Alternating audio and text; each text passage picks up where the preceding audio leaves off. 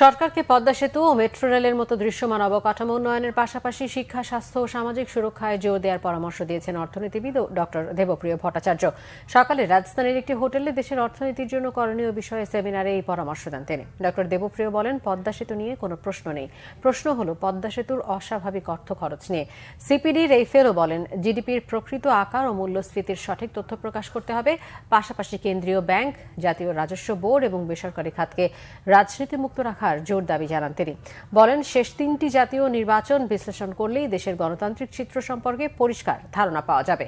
গণতন্ত্র রক্ষায় অন্তর্বর্তী সরকারকে কার্যকর পদক্ষেপ নেওয়ার তাগিদ দেন ডক্টর দেবপ্রিয়। বাংলাদেশের যদি আগামী দিনের উন্নয়নকে সামনে ঠিক মতো আমরা পরিচালনা করতে চাই, তাহলে তথ্য উপাত্তের যে ঘাটতি আছে, এই ঘাটতি যদি না মেটানো যায়, তাহলে কিন্তু পরিকল্পনাও ঠিক হবে না, বাস্তবায়নও ঠিক করা যাবে না।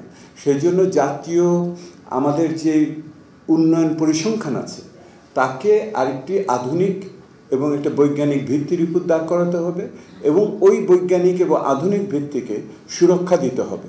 সেই জন্য রাষ্ট্রের পঞ্চম স্তম্ভ হিসেবে আমাদের এই জাতীয় পরিসংখ্যানকে দেখতে হবে।